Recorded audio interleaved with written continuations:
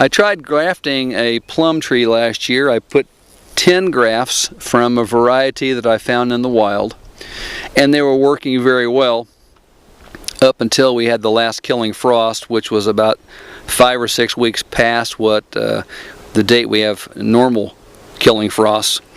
So unfortunately I had no survivors. This is not typical, but yet it happens.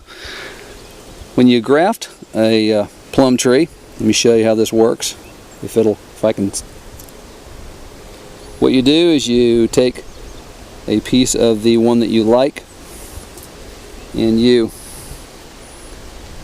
shave it to a point like this, and you make sure that, I believe it's called the cambia, and it's a very thin area just under the bark, and it's a green stripe usually, but you'll see that it has its own color.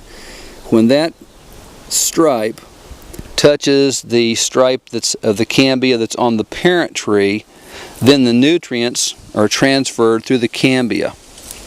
Now what I did with this one is I used what I had on hand, which was roofing tar, which works, and I used florist tape, which also work.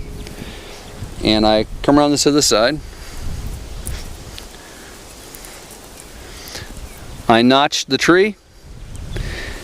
I drove the graft into the notch so that the cambia layers overlapped, and as you can see, they were starting to grow. Right here.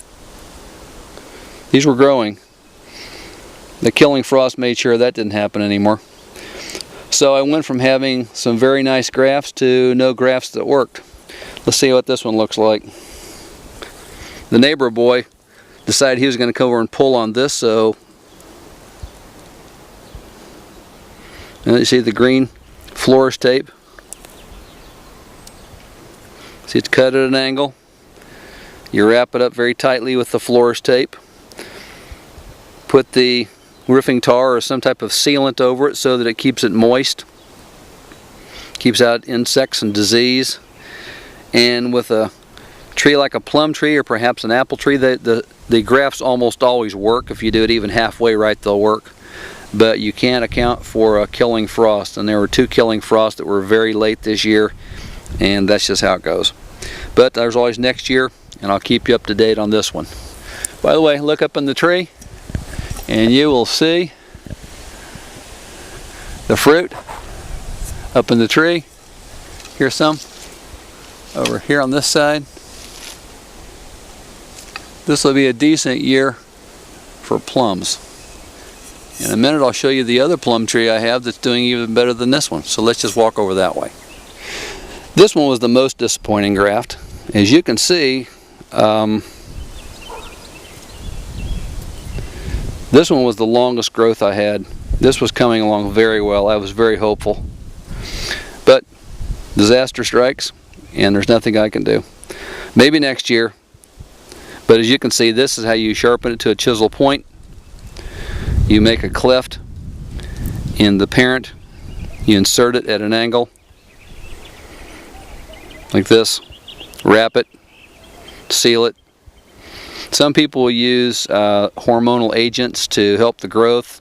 I do sometimes I don't. This one I didn't. I've used it with and without, and it works with and without.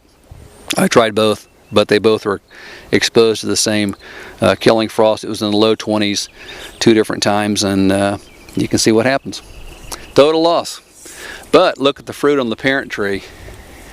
It will absolutely be a bumper crop. You have some damage for an insect here. As you can see, last year because of the droughts in Oklahoma, I had maybe 25 fruit for the entire tree for the year. I probably have 25 fruits just on that branch. So if the weather keeps up like it is so far this spring, it's going to be an exceedingly good year for plums.